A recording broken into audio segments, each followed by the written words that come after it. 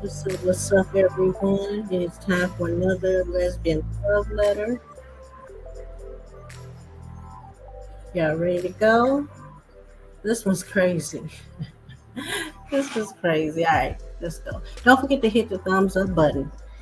You know what? You can comment below. I'm going to give my 2 cents, but you all can give your 2 cents as well. Because this is just my perspective.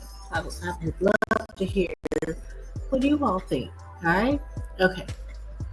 Dear Dyke Life, my long distance girlfriend and I were together for 2 years when she suddenly decided to move across the country for a fresh start. She said it was for work and healing, but it was out of nowhere. I expected a breakup or at least a pause, but instead she insists we're still together. She barely texts, won't video call often, and has completely ghosted my friends and family. And probably meant your friends, her friends.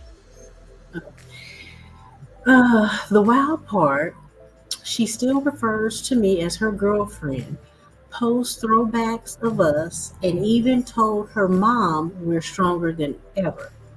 I feel like a ghost girlfriend, emotionally abandoned and emotionally abandoned, but somehow still claimed.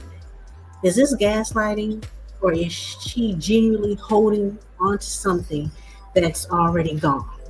Signed, here but invisible. Child. All right, here but invisible. Here's my thing. What I think you should do is have a conversation on one of them times that she does decide to videotape or video chat you or talk with you over the phone. I would suggest a video that way you can see her face, express how you feel, and you know what? I'm trying to be balanced. Right? I'm trying to give an objective perspective. So the right thing to do would have a conversation with her and see what her actions are from that point on, right? And if her actions don't change, then you move on with your life. And I think what people fail to realize is that you don't, okay, she's claiming you, but if you're not getting that energy back or the energy that you want or the attention that you want, just because she claiming you don't mean nothing. You don't need the other person to agree that you all aren't together anymore. You can just break up with the person.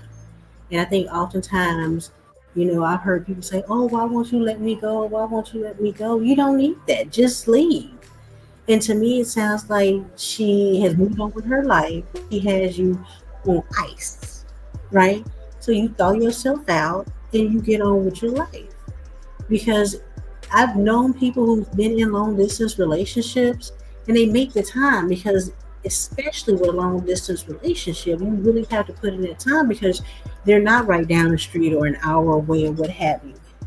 And you have to put that effort in. You talk all the time, you text all the time. Lesbians be texting and talking all the time anyway. It's just one long ass continuous text. So it just sounds like that she has broken up with you, but she just ain't told you. And so I think that you need to just move on. But like I said, I guess the right thing to do is to have a conversation with her one last time. If her accent doesn't change, then you might be one of those people that need closure, but you've gotten the closure that you need because you're not getting the energy and the attention and what you need in a relationship. That is your closure. You don't need anyone to say, "Oh well, okay, well we've broken up." No, if they're not doing what you need them to do or what is needed in a relationship, what makes you feel whole. Because she probably over there living her best life. Who cares about the throwback? it's memories. And I'm not saying get rid of the memories, but they're just that. They're memories. So my advice, keep it pushing. Keep it pushing. Open yourself up for dating.